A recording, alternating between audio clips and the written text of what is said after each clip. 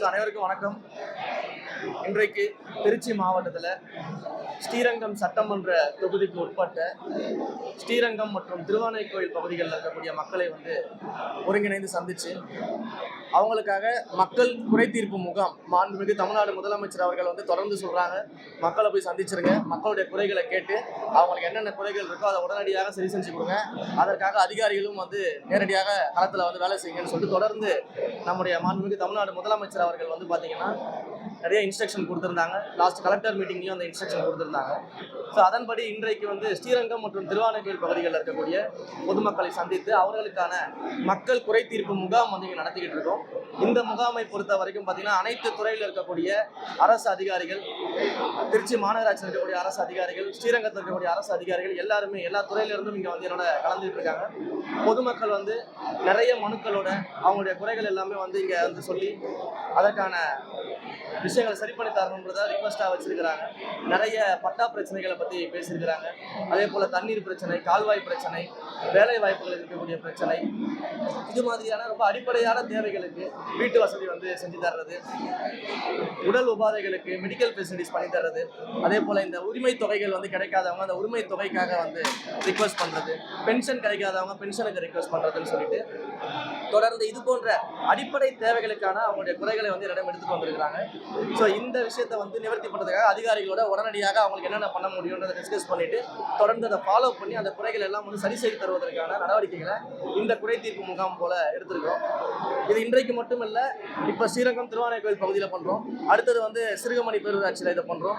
அடுத்த ஒரு 3 நாட்கள் தொடர்ந்து ஸ்ரீரங்கம் சட்டமன்ற தொகுதி முழுக்க இருக்கக்கூடிய மணிகண்டம் ஒன்றியம், அந்தநல்லூர், மணப்பாறை போன்ற ஒவ்வொரு இடங்கள்லையுமே நாங்கள் நேரடியாக சென்று அங்கே இருக்கக்கூடிய மக்கள் அதிகாரிகளோட சேர்ந்து சந்திச்சு அவங்களுடைய குறைகள் எல்லாத்தையும் கேட்டறிஞ்சு அதற்கான சொல்யூஷனை கொடுக்கறதுக்கான ஒரு முயற்சியாக இதை எடுத்திருக்கிறோம். ஸோ தொடர்ந்து இது ஒரு தடவை மட்டும் இல்லாமல் ஒரு பீரியாடிக்கல் இன்டர்வல்ல மக்களை தொடர்ந்து சந்திக்கக்கூடிய இந்த நிகழ்வு நடந்துகிட்டே இருக்கும். ஸ்ரீரங்கம் சட்டமன்ற தொகுதியை பொறுத்த வரைக்கும் அந்த மக்கள் என்னை நம்பி வாக்களிச்சிருக்கிறாங்க. அவங்களுடைய குறைகளை எல்லாம் நிச்சயமாக சரி செய்வோம்னு சொல்லி மாண்புமிகு முதலமைச்சர் அவர்களை நம்பி வாக்களிச்சிருக்கிறாங்க. மாண்புமிகு முதலமைச்சர் அவர்களும் மக்கள் மீது மிகப்பெரிய அன்பு கொண்டவங்க.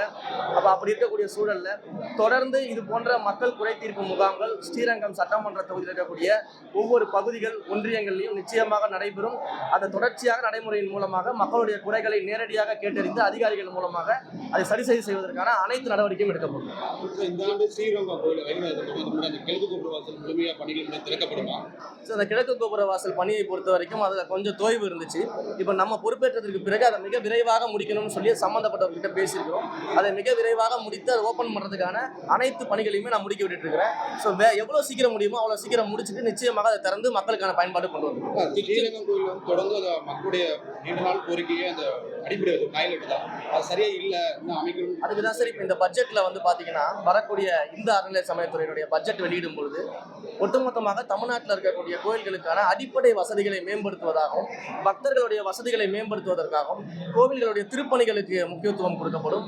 அதே போல கோயில்களில் எந்த இடங்கள்லாம் இடிஞ்ச நிலையில கோயில்கள் இருக்கு, வழிபாடு இல்லாத கோயில்கள் எந்த இடத்துலலாம் இருக்குது, இன்னும் கவனிக்கப்பட வேண்டிய சின்ன சின்ன கோயில்கள்லாம் எதெல்லாம் இருக்கு, நிறைய ஹிஸ்டாரிக்கலான டெம்பிள்ஸ் எல்லாம் பார்த்தீங்கன்னா இன்னும் வழிபாடு இல்லாமல் இருக்கு. நிறைய இடங்கள்ல இன்னும் அவங்களுக்கான திருப்பணிகள் செய்யாம அந்த கோயில்களுடைய மண்டபங்கள் சரியா இல்லாம, கோபுரங்கள் சரியா இல்லாம, கோயில் பல இடங்கள்ல சிலைகள் சரியா இல்லாம, இப்படிப்பட்ட சூழல்ல பராமரிப்பு இல்லாமல் இருக்கக்கூடிய கோயில்களை சரி பண்றது, குளங்களை சரி செய்வது, கோயில்களோட திருத்தேர்களை சரி செய்வது, அதே போல ஆன்மீக ரீதியாகவும் சுற்றுலா தலங்கள் ரீதியாகவும் இணைந்து கோயில்களை மேம்படுத்துவதற்கான நடவடிக்கைகளை மேற்கொள்வது.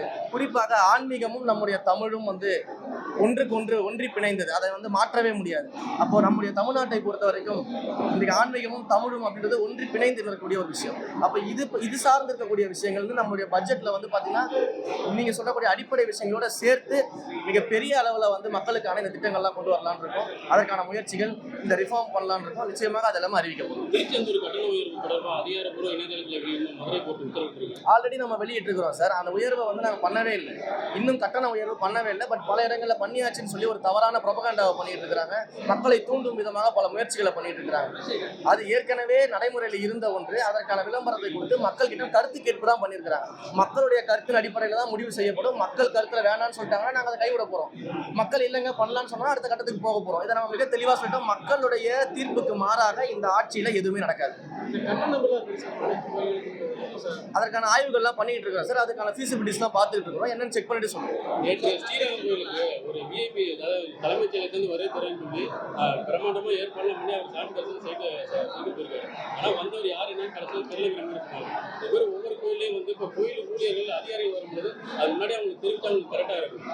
எல்லா கோயில்லையுமே இந்த விஐபி தரிசனங்களை பொறுத்த வரைக்கும் அதை வந்து நாங்கள் பல்வேறு இடங்களில் முறைப்படுத்த சொல்லியிருக்கிறோம். ஸோ இந்த மாதிரியான கல்ச்சர்ஸில் வந்து நாங்கள் முடிவுகள் எடுக்கிறதுக்காக சில டிஸ்கஷன்ஸ்லாம் பண்ணிக்கிட்டு இருக்கிறோம். இந்த கோயிலில் என்ன நடந்தது அப்படின்றத நான் விசாரிச்சுட்டு இருக்கிறேன். விசாரணை அடிப்படையில் அதற்கேற்ற முடிவுகள்லாம் எடுக்கணும்.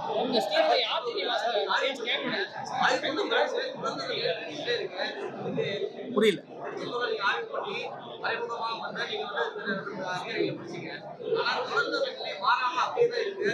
அந்த நிலை மாறாமலாம் இல்லை சார். நான் பல்வேறு பொதுமக்களை சந்திச்சுட்டு இருக்கிறேன். ஒரு விஷயத்தை முன்னெடுக்கும் போது இன்றைக்கு 70-80% திருச்செந்தூர் கோயிலுடைய நிலைகள் மாறி இருக்குது. இன்னும் 10-15% இருக்க தான் செய்யும். ஏன்னா ஒரேடியா 100% யாராலையும் மாற்ற முடியாது. நீங்க நினைச்சாலும் அதை மாற்ற முடியாது. கரெக்ட் தானே? அப்ப அந்த இடங்கள்ல 80% நிலை மாறி இருக்குது. பொதுமக்கள் நான் பார்க்கிற இடத்துல திருச்செந்தூர் இப்ப மாறி இருக்குன்ற கருத்தை என்ன சொல்லிக்கிட்டு இருக்காங்க. பொதுமக்கள் சந்தோஷமா இருக்கிறாங்க. நீங்க டவுட் இருந்தா கண்டிப்பா நேரடியா போய் பாருங்க.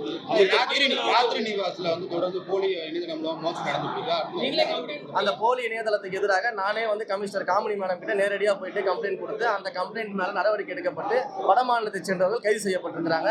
இப்போ நாங்க என்ன பிளான் பண்ணிட்டு இருக்கோம் அப்படின்னா யாத்ரி நிவாஸுக்கு நாங்களே வந்து ஆன்லைன் புக்கிங்கை தொடங்கி ஒரு அபிஷியல் வெப்சைட்டை கொடுக்கலாம் அப்படின்ற டிஸ்கஷன் இருக்குது. அதை ப்ரொபகண்டா பண்ணி அதை வந்து மக்கள்கிட்ட கொண்டு போய் சேர்த்து விளம்பரம் செய்து போலி இணையதளங்களுக்கு ஏமாறுதுங்கிற அந்த ப்ரொபகண்டாவை பண்றதுக்கு நாங்கள் தயாரா இருக்கோம். ஆளுநர் மதுரையில வந்து ஆய்வு மேற்கொண்டது வந்து சட்டப்படி அதற்கு ஏற்கனவே எங்களுடைய கட்சியில பதில் சொல்லிட்டாங்க. அதை பாலிசி டிசிஷன் படி அவங்க பதில் சொல்லிட்டாங்க. நீங்க அதை அங்கே வாங்கிக்கலாம். அதான் அந்த அமைச்சர் பதில் சொல்லிட்டாங்க. என்னுடைய துறை சார்ந்த கேளுங்க, என்னுடைய தொகுதி சார்ந்த கேளுங்க, நான் பதில் சொல்றேன். அமைச்சரவை கூட்டத்துல அரசு சார்பில்லாத 2 பேர் பங்கேற்றாங்க. அது எல்லாத்துக்கும் பதில் சொல்லிட்டாங்க சார். அதெல்லாம் வந்து பாலிசி டிசிஷன். என்னுடைய அரசின் தலைமையில் இருக்கக்கூடியவர்கள், முதலமைச்சரும் கட்சியில் இருக்கவங்க அதெல்லாம் பதில் சொல்லிட்டாங்க. இங்க வந்து நான் மக்கள் குறை தீர்ப்பு முகாமுக்காக வந்திருக்கேன். மக்கள் பிரச்சனையை பத்தி பேசுங்க. இந்து சமய அறநிலையத்துறை பத்தி கேள்வி நான் பதில் சொல்றேன். இப்போ இந்த எல்லாரும் மனு கொடுக்குறாங்க. இந்த மனுக்களுக்கு தீர்வு காண்றதுக்கு ஃபண்ட் எங்கேருந்து வரும், என்ன பண்ண முடியும்? முதல்ல அவங்க கேட்கறது எல்லாமே பெருசா கோடிக்கணக்கில் செலவு பண்ற விஷயங்கள்லாம் மக்கள் கேட்கல. நீங்க அதை தெளிவா புரிஞ்சுக்கணும். அவங்க கேட்கறது எல்லாம் ரொம்ப சாதாரணமான பிரச்சனை. எங்க ஊர்ல லைட் இல்ல, எங்க ஊர்ல தண்ணி இல்ல, எங்க ஊர்ல கால்வாய் அடைச்சிருக்குது, எனக்கு வேலை வாய்ப்பு வாங்கி கொடுங்க, ஏதாவது ஒரு பிரைவேட்லயாச்சும் எனக்கு வேலை வாய்ப்பு வாங்கி கொடுங்க, உரிமை தொகை எங்களுக்கு கிடைக்கல, பென்ஷன் எங்களுக்கு கிடைக்கல, எங்களுக்கு தரமான மருத்துவம் பண்றதுக்கு ஏற்பாடு பண்ணி கொடுங்க, எங்களுக்கு இலவச மருத்துவ சிகிச்சைக்கு ஏற்பாடு பண்ணி கொடுங்க, இப்படின்னு ரொம்ப அடிப்படையான கேள்விகள் தான் கேட்டுட்டு இருக்கிறாங்க. முதல்ல இந்த அடிப்படையே வந்து இங்க செய்யாம இருந்துக்கிறாங்க. இந்த அடிப்படைக்குள்ள பெரிய அளவு தொகையெல்லாம் தேவையில்லை. ஆல்ரெடி எங்களுடைய நிர்வாகத்துல அந்த பணங்கள்லாம் இருக்கும். அதை வச்சு நாங்க செஞ்சுட்டு வருவோம். கவலையே படாது. அடிப்படை தேவைகளை செய்யாமல் இருக்கிற காரணமே அரசு அதிகாரிகள் தான். அரசு அதிகாரிகள் மட்டும் இல்ல, அரசு அதிகாரிகளை சரியாக கையாளாத முன்னாள் இருந்த அரசியல்வாதிகள் சொல்லுங்க. நீங்க வந்து உத்தரவிடுறீங்க செய்யணும்னு, அதை அதிகாரிகள் செய்யணும். அவங்க எந்த நடவடிக்கை எடுக்க அந்த உத்தரவை மட்டும் கொடுத்துட்டு நம்ம போயிட்டு சட்டசபையில உட்காந்துட்டோம், நம்ம அரசியல் கட்சிகளில் கலந்துக்கிட்டோம் அப்படின்னா அதை செய்ய மாட்டாங்க, ஃபாலோ பண்ண மாட்டாங்க. கண்டிப்பா அந்த லேக் இருக்க தான் செய்யும். பட் நம்மளுடைய ஆட்சியை பொறுத்த வரைக்கும் எல்லா அமைச்சர்களும் எம்எல்ஏக்களும் தொடர்ந்து ஃபாலோ பண்ணிட்டு இருக்கோம். ஒவ்வொரு விஷயத்தையும் வாரம் ஃபாலோ பண்ணி ரிவ்யூ பண்ணிட்டு இருக்கோம். ஒவ்வொரு மாதங்களும் ரிவ்யூ பண்ணிட்டு இருக்கும்போது நிச்சயமாக அரசு அதிகாரிகள் சிறப்பாக செய்வாங்க. இதுவரை எத்தனை கோயில் ஆய்வு செஞ்சிருக்கீங்க? ஆய்வு செஞ்சதுல எவ்வளவு முறைகள் இந்த மாதிரி கோயில் பணியாளர் ஊழியர் இருக்கிறோம், அவங்க எத்தனை பேர் சஸ்பெண்ட் பண்ணிருக்கீங்க? அதற்கான டேட்டாலாம் நீங்க சொல்லியிருந்தீங்கன்னா நான் கையோட கொண்டு வந்திருப்பேன். அதோட எண்ணிக்கை எனக்கு தெரியல. நிறைய கோயில்களில் ஆய்வு பண்ணிட்டு இருக்கிறேன். நிறைய கோயில்கள் மீடியாவில் வந்திருக்கு. மீடியாவில் வராத பல கோயில்களுக்கு நான் மறைமுகமாக ஆய்வு பண்ணிட்டு தான் இருக்கிறேன். அந்த ஆய்வுகளின் அடிப்படையில் நிறைய மாற்றங்களை வந்து கொண்டு வந்திருக்கோம். இந்து சமய அறநிலை கோயில்களை பொறுத்த வரைக்கும் இருக்கக்கூடிய நிறைய விஷயங்கள்ல மாற்றங்களை கொண்டு வந்திருக்கோம். ஸ்ட்ரீம்லைன்ஸ் பண்ணிட்டு இருக்கோம். அதெல்லாம் ஒவ்வொன்றாக அறிவிப்பாக வெளிவரும்போது நிச்சயமா உங்களுக்கு தெரியும்.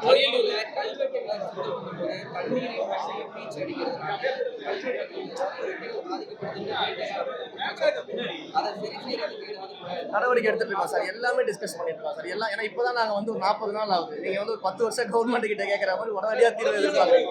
40 நாள்ல நீங்க சொல்லக்கூடிய அத்தனை பிரச்சனைகளுக்குமே அதற்கான தீர்வுகள் என்ன பண்ணலாம்ன்ற டிஸ்கஷன்ல இருக்கும். அது எல்லாமே 360 டிகிரில அனாலிசிஸ் பண்ணி அதற்கான முடிவுகள் எடுத்துருவோம். அதை பத்தி பேசிக்கிட்டு இருக்கிறேன். கவலைப்படாதீங்க. அதற்கான இடங்களை வந்து பார்த்துக்கிட்டு இருக்கிறோம். ஸ்ரீரங்கம் கோயிலுக்கு பார்க்கிங் எப்படி பண்ணலாம், ஸ்ரீரங்கம் கோயில இன்னும் எந்த அளவுக்கு டெவலப்மெண்ட் பண்ணி தமிழ்நாட்டுடைய பெருமையாக அதை இன்னும் அதிகமாக கொண்டு போய் மக்கள்கிட்ட சேர்ப்பதற்கு நேஷனல் லெவல் நிறைய கோயில்களில் பார்க்கிங் வசதி. நீங்க ஒவ்வொரு கோயிலா சொல்லிட்டே போனா நான் ஒவ்வொரு கோயிலுக்கும் பதில் சொல்லாம இருக்கு. மக்கள் வெயிட் பண்ணிட்டு இருக்காங்க. தொடர்ந்து போதைப் பொருள் கலத்தினால அதிகமாயிட்டே இருக்கு. நீங்க திருச்சி குற்றத்தில் இருக்கீங்க, நிறைய இளைஞர்கள் பாதிக்கப்படுறாங்க. அந்த வீடியோ நீங்க பார்த்திருப்பீங்க. இதை கட்டுப்படுத்த என்ன மாதிரி கடந்த முறையே வந்து நான் ஒரு ரிவ்யூ மீட்டிங் வச்சிருந்தேன். அனைத்து துறை அதிகாரிகளோட கலெக்டருடைய தலைமையில் ரிவ்யூ மீட்டிங் வச்சிருந்தோம். அதுலேயே வந்து இந்த போதைப் பொருள் தடுப்பதற்கான அனைத்து நடவடிக்கைகளும் எடுக்க சொல்லி, அதே மாதிரி இல்லீகலா எங்கெங்கெல்லாம் லிக்வர் சேல்ஸ் இருக்குது, எங்கெங்கெல்லாம் அந்த மாதிரியான விஷயங்கள்லாம் ஐடென்டிஃபை பண்ணி உடனடியாக நடவடிக்கை எடுக்கணும்னு சொல்லி அதற்கான பணிகள் எல்லாம் முடுக்கி விட்டுருக்கோம். தொடர்ந்து ரோந்து பணிகளை வந்து அதிகப்படுத்தணும், தீவிரப்படுத்தணும். குறிப்பாக இரவு நேரங்களில் வந்து அந்த ரோந்து பணிகள் தீவிரப்படுத்தணும். பதில் சொல்ற மாதிரி கேள்வி கேட்டீங்கன்னா எப்படி பதில் சொல்ல முடியும்? ஸோ இந்த மாதிரியான ரோந்து பணிகள் எல்லாமே வந்து நாங்கள் முன்னெடுத்திருக்கிறோம். ஸோ போதைப் பொருளை வந்து எந்த ஃபார்மாக இருந்தாலும் சரி, அது மதுவாக இருந்தாலும் சரி, போதைப் பொருளாக இருந்தாலும் சரி, இளைஞர்களுடைய நலனை கிடைக்கக்கூடிய இந்த விஷயங்களில் வந்து திருச்சி மாவட்டத்தை பொறுத்த வரைக்கும் ஆல்ரெடி ரிவ்யூ போட்டு அந்த ரிவ்யூவை தடுக்கிறதுக்கான தீவிரமான நடவடிக்கைகளை எடுக்க சொல்லியிருக்கிறோம். அதில் நிச்சயமாக எந்த தொய்வும் நடவடிக்கை எடுப்பாங்க. நன்றி.